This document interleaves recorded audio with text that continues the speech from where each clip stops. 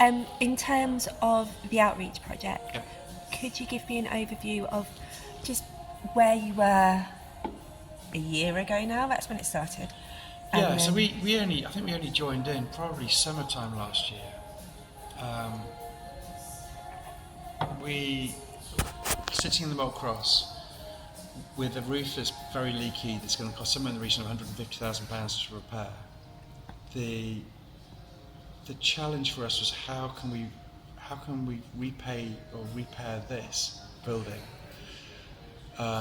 sensitively, bearing in mind this is a Grade 2 listed building, and try not to spend any money of our own reserves or resources on it because we're a charity. So again, we're managing this place, and we're managing the repair issues as we go along. But when we get stuck into this, it's going to cost a fortune in not a very long time.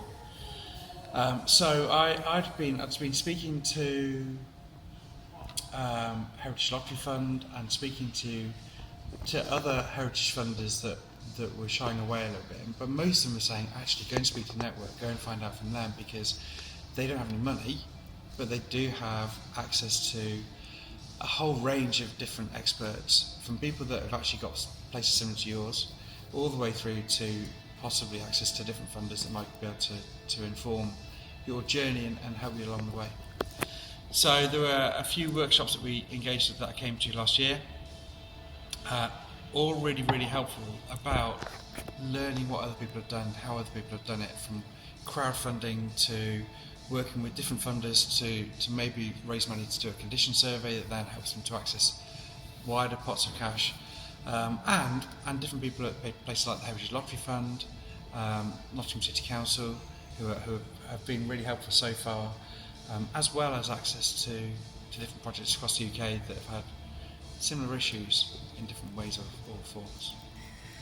So yeah, that's been the journey so far. And how do you think, is there anything you've learned on the project that you will take forward or has influenced the next steps of the building, really?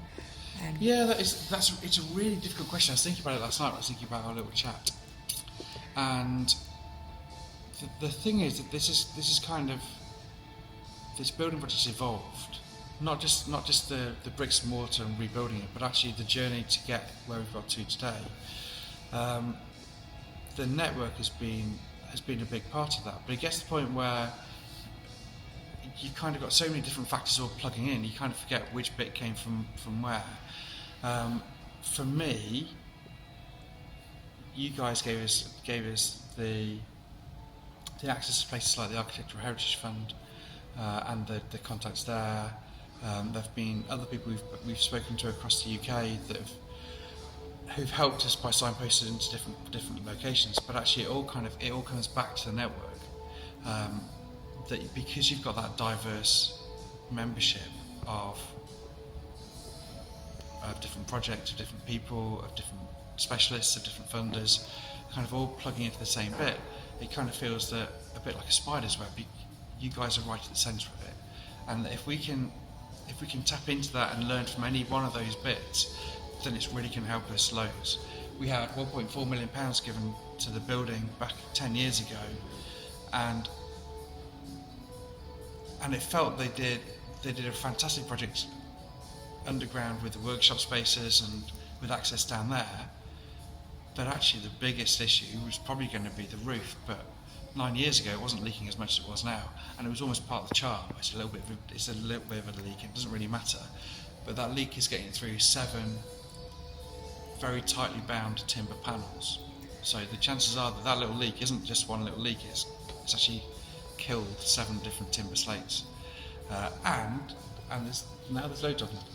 So this is the first time I think that this roof has been cared for in about 150 years,